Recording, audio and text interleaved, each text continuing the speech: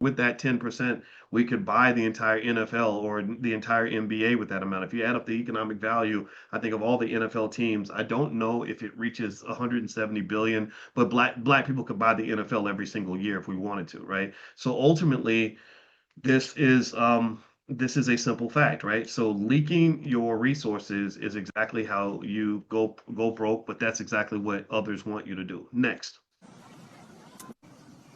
We're black people from the 1940s, and we plan for our grandchildren because survival without legacy is just delayed loss. Okay. We plan for our grandchildren, right?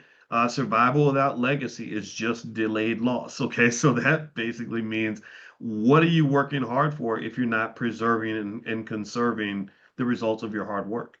Like what did you do all what why did you go to work every day for 40 or 50 years if there's nothing to show for it, nothing to leave behind? Right? It's just it's wasted energy at that point, right? So it does become delayed loss. Why does one generation start over where the other one started in the previous generation? Nomalanga Mushali Moses, my good friend who lives in Botswana, she comes from a wealthy family. And I said, well, how did you get so much wealth in your family?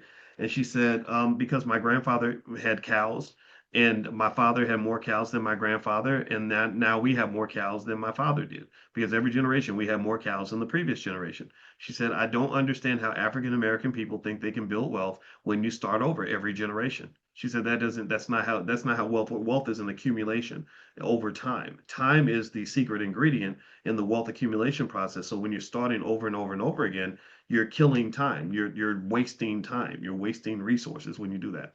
So moving on. Next point. Let's jump back in. All right. Next one. Let's see. Okay, here we go. We're black people from the 1940s, and we built wealth together because nobody eats, survives, or succeeds alone.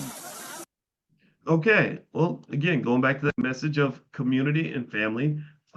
In 2013, I wrote that book, It Takes a Village to Raise the Bar, A New Paradigm for Black America. And the new paradigm, which I appreciated Minister Louis Farrakhan for helping me with doing events on this. I sat with Cornel West for one of the events, Minister Louis Farrakhan for the other one, and Dr. Steve Perry for another one in DC that we did. And the pillars were wealth, education, family, and community, and that was the foundation for what I call Project 2070, where I believe that by the year 2070, B1 people, Black First people, you will be the leading wealth builders on the entire planet. So what I'm doing is I'm doing my part, hopefully, to train you and prepare you to be the greatest wealth builders on the entire planet. That's the goal. That's the objective. So that means that we don't bow and take second place to white people. We don't take second place to Asian people. We don't bow and give in to Jewish people.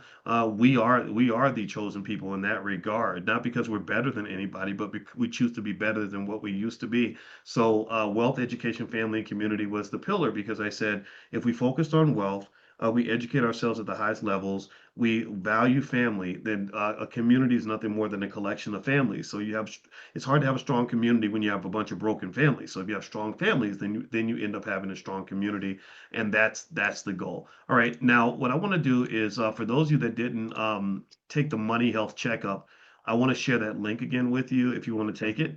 It's right there, and you'll get a score when you're done, and it'll let you know where your strengths and your weaknesses are.